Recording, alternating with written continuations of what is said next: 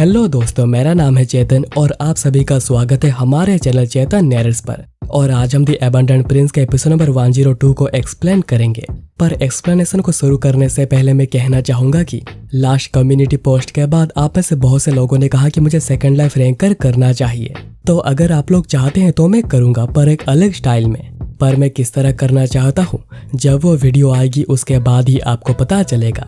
और मैं 4-5 दिनों के लिए थोड़ा बाहर भी जा रहा हूँ, तो बीच में थोड़ी वीडियोस बंद रहेंगी, पर उसके बाद फिर से वीडियोस आना शुरू हो जाएंगी। तो चलो, अभी बहुत ही ज्यादा बातें हो गई है, तो चलो एक्सप्लेनेशन को शुरू करते हैं।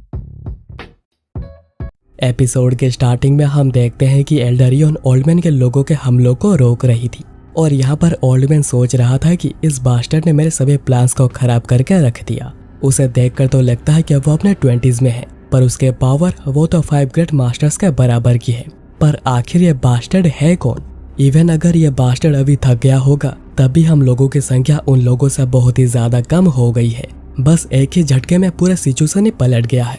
मुझे उसे तभी मार देना चाहिए था जब उसकी इनर्जी खत्म हो गई थी, पर अभी कुछ भी हो नहीं सकता है। मुझे मेरे बेस्ट किलिंग मूव से उसे इंजर्ड करके यहाँ से भागना होगा। और ओल्डमैन जल्दी से च्योन के स्वॉर्ड को साइड करके पीछे आ जाता है, जिसके बाद वो बड़े तेजी से आगे बढ़ता है उस पर हमला करने। पर इसके लिए च्योन पहले से ही तैयार था और वो ओल्डमैन के हमले को रोक देता है।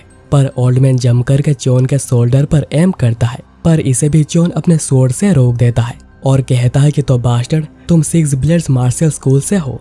और ये बात सुनकर ओल्डमैन पूरा सरप्राइज हो गया था और सोच रहा था कि इस बास्टर्ड ने हमारे स्कूल के मार्शल आर्ट्स को पहचान लिया। अभी मुझे जितनी जल्दी हो सके यहाँ से दूर भागना होगा। और ओल्डमैन जल्दी से पीछे आ जाता है, पर च्योन भी उस पर वार करने आगे आता है। और उसके मूवमेंट को देखकर ओल्डमैन सोच रहा होता है कि यह मूवमेंट तो ये तो वही है जिससे मैं महीनों पहले जेजियांग में मिला था। और ओल्डमैन यहाँ पर च्योन को ग्रैंड गार्डियन समझ रहा है। ओल्डमैन कहता है कि तुम जरूर डिमोनिक कल्ट से होगे, जिसने तभी मास्क पहना था। च्योन मन में कहने लगता है कि अभी सोचने पर ग्रैंड गार्डियन ने मुझे कहा था कि उन्होंने सोर्ड यूजर के खिलाफ लड़ाई करी थी, जिसने के ब्लेड गॉड के मार्शल आर्ट्स को यूज किया था। ओल्डमैन यहाँ पर सोच रहा था कि अगर ये बास्टर्ड वही है जिसे कि मैं जेजियांग में मिला था, तो मुझे उसे किसी भी कीमत में मारना होगा, भले ही मेरी जान इसमें क्यों ना चली जाए। मैं स्कूल के लिए सब कुछ करूंगा। और ये कहकर ओल्डमैन आगे बढ़ता है हमला करने और कहता है कि तुम पिछली बार इस मूवमेंट से बच गए थे, पर इस बार नहीं बच पाओगे। पर च्योन उसके हमले को बड़े इजीली ब्लॉक कर देता है और ओल्डमैन ये बात बिल्कुल भी बिलीव नहीं कर पा रहा था। च्योन भी फिर बड़े तेजी से ओल्डमैन के ऊपर हमला करता है, जिसे कि ओल्डमैन बड़े मुश्किल से रोक देता है। पर च्योन इतने तेजी से लगातार हमला करता है कि ओल्डमैन का स्वॉर्ड ही टूट जाता है। और इसके बाद च्योन बहुत ही पावरफुल हमला करता है, जिससे कि वो जगह पूरा धुआं धुआं हो गया था और ओल्डमैन भी बीच में से कट गया था।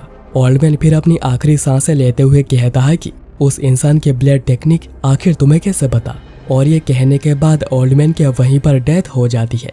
च्योन सोच रहा था कि मैंने अपने स्ट्रेंथ को कंट्रोल करने की बहुत ही ज्यादा कोशिश की थी ताकि वो ना मरे, क्योंकि मुझे उससे बहुत सारे सवाल पूछने थे, तो अभी तो मैं उसे मरने दे नहीं सकता हूँ। तभी डानुआ च्योन के सामने बो डाउन कर कहता है कि लॉर्ड प्लीज मुझे पनिश कीजिए। और वो ये बात इसलिए कह रहा है क्योंकि वो च्योन को बचा नहीं पाया था। च्योन कहता है कि वो चीज बहुत ही अचानक ही हुई थी, तो मैं तुम्हें ब्लेम नहीं कर सकता हूँ, और वैसे भी अभी सब कुछ ठीक है, तो प्लीज तुम खड़े हो जाओ। ग्रैंडमा गेम च्योन को देखकर सोच रही थी कि क्या ये यंग लड़का उनका लॉर्ड है जो कि मर गया था। पर एक यंग लड़के के लिए इतने सारे सोर्स को कंट्रोल कर पाना बहुत ही अमेजिंग है। च्योन फिर बाइक को कहता है, बाइक क्या ये जो तुम्हारे पीठ पर है वो? तभी च्योन को कुछ सेंस करता है और हम देखते हैं कि बहुत दूर ह्यून और उनका एक डिसिपल भाग रहे होते हैं। ह्यून सोच रहे थे कि हमें जल्दी करनी होगी। इवन अगर मैं 9 हेजिमोन्स में से एक हूँ, पर मैं फिर भी उस मॉन्स्टर का ओपोनेंट बनना नहीं चाहता। मुझे जल्दी से वुडेंग जाकर वहां से पूरे फोर्स को लेकर यहाँ पर आना होगा, और शायद मुझे हुबे ब्रांच से भी सपोर्ट लेनी चाहिए। ह्यून फिर देखते हैं कि उनका डिसिपल थक रहा है, तो वो कहते हैं कि तुम्हें बस थोड़ा और सहना होगा। पर तभी एक पुराना सूट उस डिसिपल के आर पार हो जाता है, जो देखकर ह्यून सोचने लगते हैं कि ये तो वही सेम सोड है जो कि मैंने एबंडेंट वैली में देखी थी। ये सोचना कि वो हमें इतने दूर से ही सेंस कर लेगा। क्या सारे सुप्रीम मास्टर्स उसी की तरह ही मॉन्स्टर्स होते हैं? पर अभी समय नहीं है, मुझे जल्दी से एलआई से बैकअप लेना होगा।